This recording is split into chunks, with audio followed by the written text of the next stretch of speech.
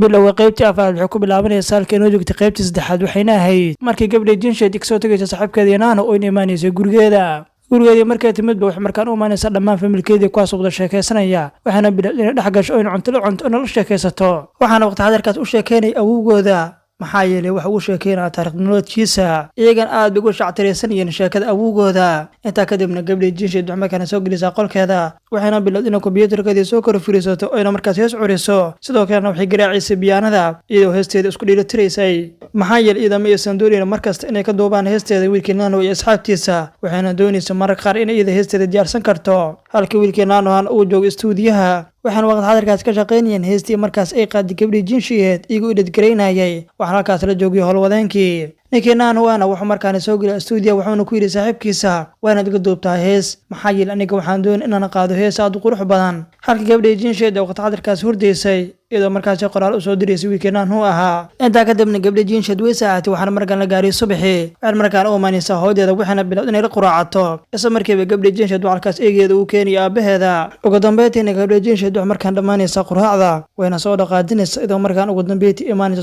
subarmarkeedkeedii waxaana bilowd inay dhammaan alaabtii kala hagaajiso laakiin inta subarmarketkii joogtay waxay markaan arkaysaa wiilkii naano oo markaan kusoo wajahan xaggeeda isla markii way soo cararaysa iyadoo markaan u imaanaysa saaxiibkeeda la shaqeynaya waxayna ku tiri saaxiib wax yar waxaan rabaa inaan saaxiibkayga la sheekaysto maxaa yeelay isaga ii soo socda adigana waxaan kaa rabay inaadan ku mashquulin maxaa yeelay wax allaala meeshan uu yal aniga ayaa ka gadaya ugu dambeyntiin wax markaan u imaanay wiilkii naanhu ahaa wiilkii naanhu marka u yimid waxay bilowd in markaan kiibis wixii u baahnaa sidoo kale waxay markaan ugu sii diraysaa waxyaabo kale oo hadiyada oo cunto ah waxayna ku tiri waana cuntadan hore u sii qaadataa maxaa yeelay way ku anfacaysaa waana mid aniga aan kuu gartay ee maahan mid aan ku siiyey isla markii wiilkii naanhu alaabtiisa ayuu qaatay isagoo halkaas ka dhaqaajiyey intaa kadibna waxaa markaan aragnaa gabadhii jinsheed saaxiibteeda iyo saaxiibkeeda waxayna joogeen subarmarketka wiilkii jinsheed saaxiibkeeda oo ay dhees iga qalayna wax uu bilow inuu markaan u sheekeeyo saaxiibtiisa waxuuna ku yidhi maanta adiga waxba ma ogid waad iska maqneed maxaa yeelay gabadhii jinsheed waxaa halkaan ugu mid saaxiibkeedana waxay siisay alaab dheeraada soo midaasi ma laga fiicnaa laakiin gabadhi ayaa ku tiri adiga midaasi maxaa kaaga galay shaqo iyo shuqul kuma lihid waanaad hawshaada oo keliya qabsataa isagana wuxuu ku yidhi hadda waxaad ogaataa anigaba waxaa laga yaaba inaan ku daydo oo saaxiibteeda halkaan wax kasta ka siiyo anigoo markaas aanan ka bixinaynin wax lacagga iidan waxay ku tiri adiga iyo kuu taallaa waxaad moodaa meesha dhan inay maseer ka bilaabeen intaa kadibna waxaa markaan aragnaa gabadha jinsheed oo markaan soo aadiyay isbitaalka markay timidba wax markaan ugu soo dhaweynaya qaybta receptionka waxaana markaan la weydiinaya waxay u baahan tahay waxayna markaan ku tiri waxba uma baahni waxayna bilowday boorsada ay hadiyad ku jirto inay markaan ugu dhiibto receptionka markaan ku tiri boorsadana kaliya waa inaad siisaa doctorka naanho isaga ayaan ugu talagalay markii boorsada u dhiibtay waxay bilowday in halkaas ka soo dhaqaajiso ila markaan soo aado gurigeeda sidoo kalena boorsadaasi waxaa la socotay warqadaas oo ay fariin ku qorneyd boorsada ay markaan u dhiibtay receptionka halkaasna way ka dhaqaajinaysaa iyadoo soo aadiya xaafadeeda ugu dambeyntiina boorsadii waxay markaan gaadhaysaa wiilkii naanhu ahaa wiilkii naanhu markii boorsada uu furayba wuxuu markii ugu horreysay arkaya warqadana waxaa ku qorneyd fariin jacayl wuxuuna bilaabay inuu markaan boorsadii ka soo bixiyo wax allaala wixii ku jiray cunto ayaana ku jirtay boorsadii cuntada iyo markaan dhammaanteedii soo wada bixiyey wuxuuna bilaabay in cuntada isku dardarsado oona markaan cuntadii cuno cuntadaana cunisteedan aad buu ugu raaxaysanayay maadaama saaxiibtiisii ay soo diyaarisay gabadhii jinsheedna waqti xadarkaan waxay joogtay guriga iyadoo la sheekaysanaysa awgeeda subaxdeena iyadii asxaabteedii way soo dhaqaajeen iyagoo markaan ugu dambeyntii yimid dugsiga xiisadooda ayayna ku jireen waqti xadarkaasna wayna wada sheekaysanayeen intaa kadibna muuqaalka waxaa markaan usoo wareegaya istuudiyaha gabadhii jinsheedna waxay markaan imaanaysaa istuudiyihii dhammaan asxaabta ayaa halkaas kusoo dhaweysay maxaa yeelay iyada markaan waxay ka mid ahayd dhammaan shaqaale halkaan ka shaqeeya ugu dambeyntiina waxaa halkaas kusoo booqanaya wiil ay markaan u doorteen inuu igala shaqeeyo wiilka naanhu ayaa halkaas kusoo dhaweeyey wiilkiina markuu arkay wiilka naanhu aad buu u yaabay isagoo xitaa hadalku ku dhagay maxaa yeelay taageero buux ayuu u ahaa laakiin wiilkii naanhu ayaa markaan gacanta u taagay wuxuuna bilaab inuu salaamo uuna ku yidhaaho aad baan ugu faraxsan in halkaan kusoo biiro maxaa yeelay in badan ayna codkaad dhirkada ka maqlay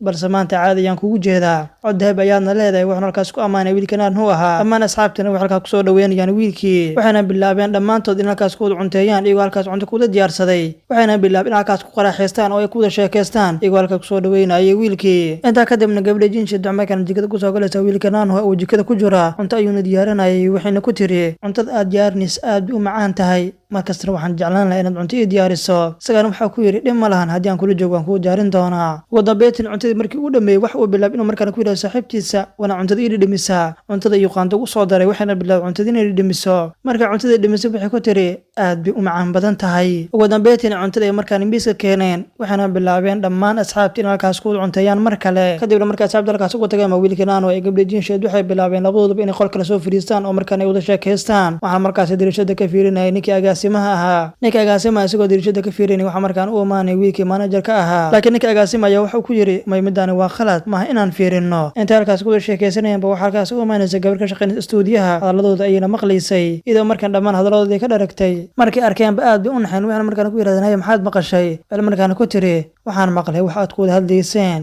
isla markiiba agaasimi wuxuu markaan u soo galaya wiilkii Naanhu ahaa. Naanhu iyo gabadhiina waxa bilaabay in markaan soo kacaan. gabadhii Naanhu wax markaan soo aadaysaa banaanka. markii banaanka ay timid waxa bilaabay in markaan uu timaado wiilkii cusba, waxayna ku tiri hay barasho wanaagsan. markaan waxaad ka mid noqotay asxaabteena, waana si fiican oo la shaqeysataa. isagana wuxuu ku yiri midaasi waan isku dayi doonaa. oo dambeeytina wiilkii cusba ay gabadhii Jinsha dalkaas way ka soo dhaqaajeen iyagoo markaan soo aaday gurigooda. waxaan ogaanay wiilkaan cusub inay saaxiibahayeen gabadhan Jinsha asxaabteeda ayuuna ka mid ahaa. wayna soo wada dhaqaajeen iyagoo markaan ugu dambeeyay yimid gurigooda. waxaana sidoo kale halkaas joogay saaxiibadeeda. wiilkiina wuxuu markaan ku yiri aniga markaan waan ku ogaaday, maxaa yeelay waxaan ogaaday inuu xeer naga dhaxay wiilkaas Naanhu ah. gabdhihiina midaas way ogaadeen, idan waxa bilaad in markaan aan dhacaasho kuna tiraaho saaxiibayaal raad iga noqda. maxaa yeelay mar hore ayay inaan sheego inuu qofkan xiriir naga dhaxeeyo, laakiin midaas ma aanan sameeynin. laakiin asxaabta ay markaan waxay ku yiraahdeen saaxiib caadi iska dhig, anaga kuma xanaaqsanin. maxaa yeelay wiilka oo jecelkan iga dhaxay waa mid aad u qurux badan, anaga xitaa waan jeclaan lahaa inaan wiilkaas oo kale xiriirna sameeyno. intaa kadibna gabdhii Jinsha wiilka Naanhu waxay bilaabeen markaan qoraal ku sheekeystaan iyagoo waqti cadirkaas hadallo macaan islaabsanayay. kadibna wiilkii Naanhu waxa markaan u soo galaysa dhammaan asxaabtiisa. waxaan markaan ku yiraahdeen waxa laga baahan inaad duubto muuqaal. waxaan markaan soo galay stuudiyaha, waxaan markaan la gaariyay habeenkii markii la gaarayna waqti cadirkaas wiilkii Naanhu waa uu jiifay. taleefankiisa markii alarm soo dhacay maadaama la gaaray subaxnimadii, waa uuna soo kacay isagoo markaan soo galay jikada. wuxuuna bilaabay inuu dhammaan cuntadii diyaariyo, isagoo markaas bilaabay inuu wax walba isku dardaro. jikadiina si fiican ayuu ugu shaqeeyay isagoo markaas kariyo cunto aad u macaan. isagoo jikadii ku jiran waxa markaan u imaanay managerkii wuxuuna ku yiri hay saaxiib cuntada xagee ku maraysa, maxaa yeelay gaajo zaadiyana haysa. inta kadibna waxa laga gabadhii Jinsha saaxiibteeda oo markaan is diyaarinaysa, maxaa yeelay waxay doonaysay inay aado stuudiyaha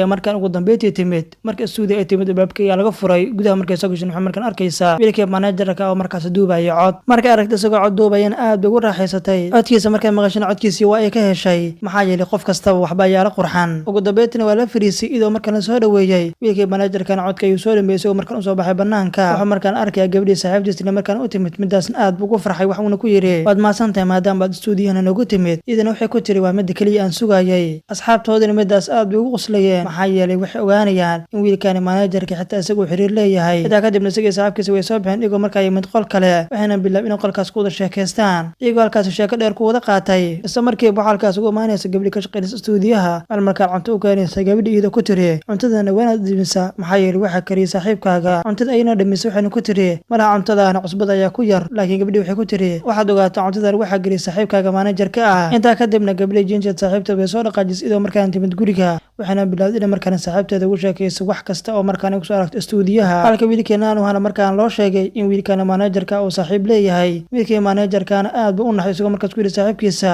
saaxiib iga raali noqo, maxaa yeelay aniga waxaan saaxiib lahay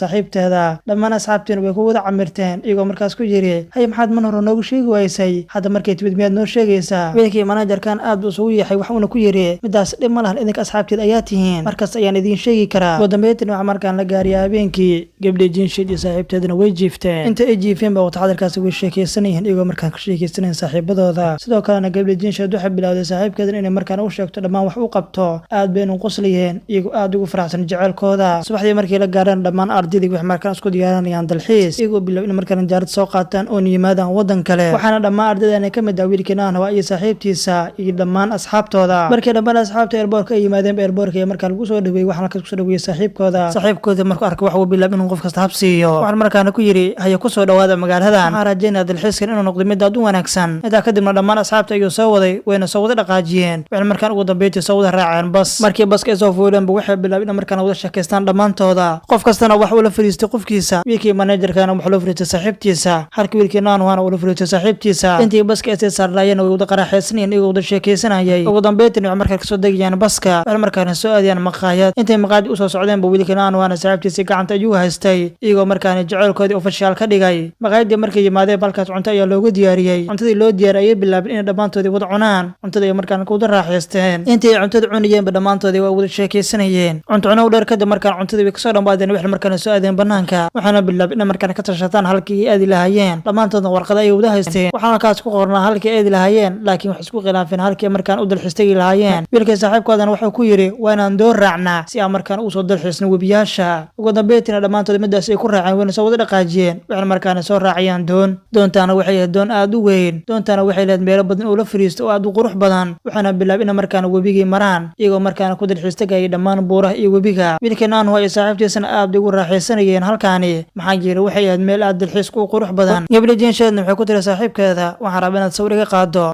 wuxuuna bilaab wiilkii naanhu inuu gabadhii sawir ka qaado isagoo markaas sawir aad u qurux badan ka qaadayay marka sawirku ka qaaday wax uu yidhi markaan waa inaan labadeena sawir galnaa waxaana bilaabeen labadooduba inay markaana sawir galaan laakiin sawirka intii aysan gelin badita ay markaan u hagaajisay maadaama halkaas dabeel ay ka jirtay waxayna bilaabeen inay markaana sawirkii wada galaan sawirka ay wada galayaanna waxa waa mid aad u qurux badan dhammaan asxaabtan way ku wada mashquulsanayeen iyagoo markaana fiirinaya wiilkii naanhu iyo saaxiibtiisa halkaas ayna ku wada sheekaysanayeen banaanka ay markaan yimaadeen si ay dalxiiskooda u wada qaataan waxayna bilaabeen in markaana geedihii fiiriyaan oo ay ku wada raaxaystaan intay banaanka joogeenba waxay bilaabeen halkaas ku wada raaxaystaan oo ay dhammaantood sawir wada galaan iyagoo halkaas waqti aad u qurux badan ku wada qaatay intaa kadibna roob ayaa markaana soo daatay wiilkii naanhu ana saaxiibtiisa markaana soo xareeyay waxuuna ku yidhi adiga waa inaad gudaha gashaa maxaa yeelay ma doona inaad iga qoydo halka dhammaan asxaabtii kalena ay markaana ku qabaysteen roobka aad bayna ugu raaxaysanayeen jawigan quruxda badan taleefanadooda ay markaan isticmaalayeen qaarkoodna aad bay u qarqareen iyagoo markaan isticmaalayay jaakado ugu dambeyntiina gabdha jinsheed saaxiibkeeda naanhu waxay ku tiri aniga waxaan rabaa inaan banaanka aado isagana wuxuu ku yidhi banaanka miyaad rabtaa ha ayay ku tiri banaanka ay markaan usoo baxday banaanka markay usoo baxeenba waxaa bilaab inay markaana qabow ku raaxaystaan iyagoo markaasa bilaabay lacag ay hayeen inay markaana sawir ka qaadaan waqtiga roobkana sawiro ayay wada galayeen gabdha jinsheedna saaxiibkeedii sawiro dhowr ay markaana ka qaadaysay roobkana waxa waa mid aad u qurux badan dalxiiskoodana waxa waa mid aad u macaan ugu dambeyntiina roobka ay markaan ka soo xaroodeen roobkii markay ka soo xaroodeenba waxay bilaabeen halkaas shax ku cabaan cunto ayayna halkaas ku diyaarsadeen waxayna bilaabeen dhammaantoodii asxaabtii in halkaas ku wada cunteeyaan wiilkii naanhuana sidoo kale halkaas ay ku wada cunteynayeen ugu dambeyntii markaa markabka ayaa istaagay markabka ayayna kasoo wada degeen wiilkii naanhuana saaxiibtiisii weli gacanta ayuu haystay iyagoo markaana wada socday ugu dambeyntiin waxay yimaadeen guri waxaan ugu dambeyntii heleen meel ay markaana jiiftaan gabadha jinsheed iyo saaxiibteeda waxay markaana heleen meel ay jiiftaan meesha ayay bilaabeen inay dhammaantood wada jiiftaan wiilkii naanhuana saaxiibkiisii halkan kusoo dhaweeyay ayuu la hadlayay waa uuna kasoo tagayaa gabadha jinsheedna waxay bilowday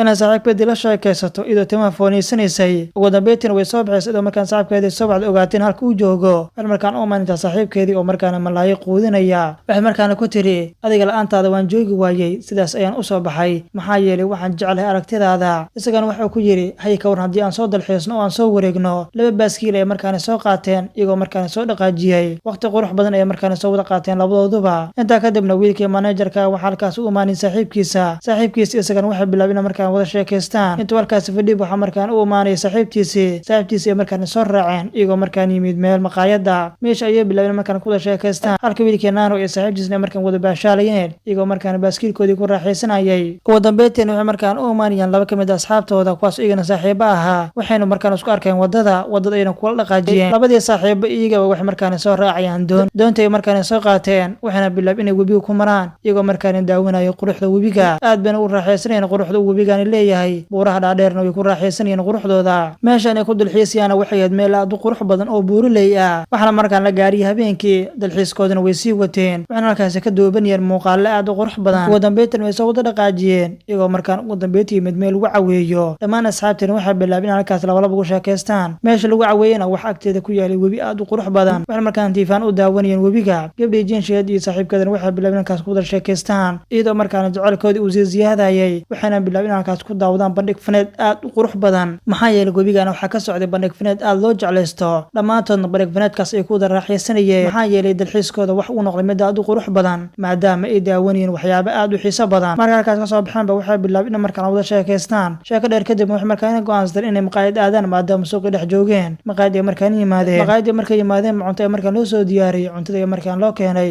waxayna bilaabeen in markaan cuntadii cunaan cuntadii cuniyeenna waxay ahayd mid aad u qurux badan taas aad u macaaneed cuntada ayay bilaabeen in markaan ku wada raaxaystaan gabadha jinsheed wiilkii naanhuana cunto ay markaan soo wada qaateen intaa kadibna waxay bilaabeen cuntooda ay markaan ku wada raaxaystaan gabadha jinshiyaheedna waxay markaan soo qaadanaysaa cuntada ayay bilaabeen markaan cunto waxay markaan u manaysaa saaxiibteedana waxay ku tiri haye saaxiib dalxiiskaani soo mukula mid aad u qurux badan aniga waa markii ugu horreysay aan saaxiibkii waqti fiican la qaato intaa kadibna waxaa markaan la gaariyaa subaxdii wayna soo dhaqaajiyeen hal markaan yimaadeen meel lagu baranayo karateyga oo cidlo ah maxaa yeelay waqtigan waxayd waqti subax hore ah dadka inta badan ma aysan soo kicin buwaag ayaana loo dhiibay si ay u akhrisadaan maxaa yeelay buwaagtan waxaa ku qornay qaabka loo barto karateyga intaa kadibna gabdha jinsheed iyo saaxiibkeeda way soo wada dhaqaajiyeen iyagoo markaan aad isugu naxariisanayay gacmahan is haystay jecelkoodina wax u noqday mid aad u qurux badan kaasoo labaduba isku lamaan yihiin aad bayna isugu faraxsanaayeen waxayna markaan u wada sheekaysanayeen si aad u qurux badan waxayna markii ugu horeysay oo ay sidaan isugu soo dhawaadaan maxaa yeelay markaan waxay isugu soo dhawaadeen si aad u qoto dheer waxaana markaa halkan kusoo gabagabaynaynaa qaybtii afraad ee taxanaheena maanta muuqaalkan intaan ayuu ku egyahay intaan muuqaalkan midkii xiiso badan kulmi doono sidaas iyo nabadiino.